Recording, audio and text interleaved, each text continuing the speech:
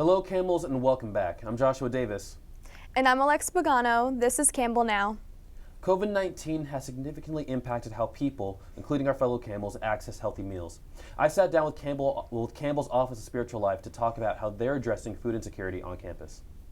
Food insecurity, simply put, is having a lack of access to healthy foods. Here on Campbell's main campus, Reverend Morgan Pajak, the Associate Campus Minister, says that undergraduate students have that access to healthy meals through services such as Aramark and through the use of meal plans. She describes those who benefit most as traditional students. However, graduate students and others who are non-traditional are unfortunately left out.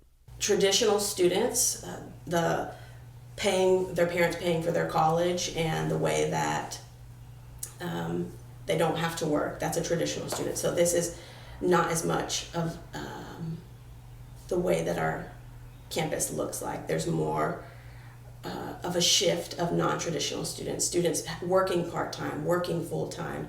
To meet those needs, Spiritual Life and their initiative, See You Nourish, plan to reach out directly to the community.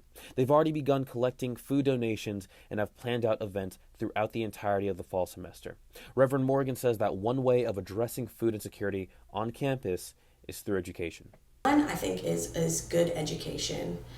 We want to be able to build good education around what food insecurity is, not just having the idea that, college kids are hungry, let's feed them ramen and move on with our lives. That is not a way to fulfill the fullness of the human body.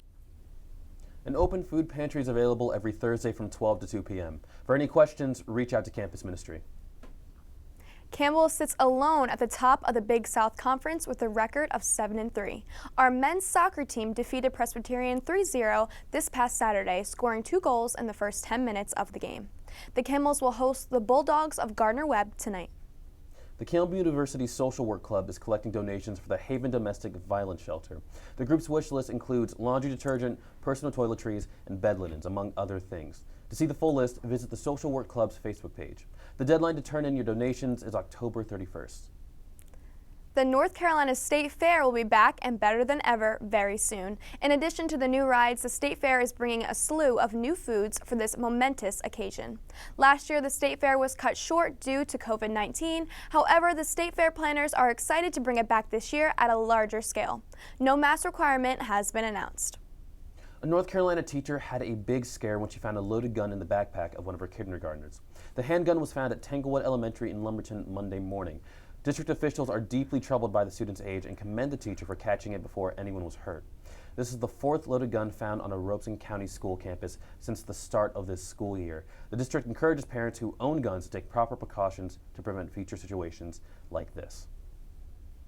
A recent outage of 3 major social media platforms caused an uproar all over the world. A global outage that consisted of the platforms WhatsApp, Instagram, and Facebook occurred for several hours.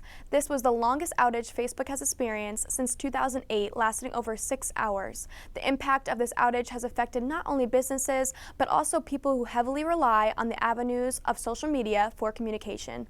As of now, all platforms seem to be fixed and running properly, excluding some complications with the new posts on Instagram. Los Angeles residents are feeling the effects of the strictest vaccine mandate in the country. The new mandate requires people 12 and up be fully vaccinated in order to enter indoor public spaces. This includes places such as shopping malls, restaurants, and sports arenas.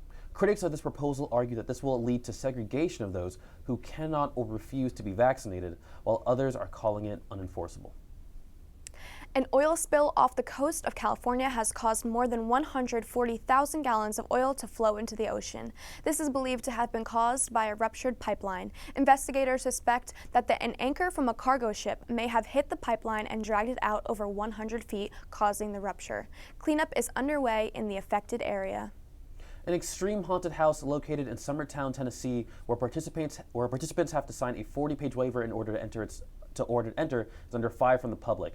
Along with a physical exam, background check, and drug test, participants have to watch a 2-hour-long documentary featuring past attempts to complete the experience. This tour is based on your personal fears and can last up to 10 hours. A cash prize of $10,000 is offered to participants for completing it, but no one has ever made it through. An online petition with tens of thousands of signatures is trying to urge state officials to shut this attraction down. And that's all for today. I'm Joshua Davis. And I'm Alexa Pagano. This has been Campbell Now.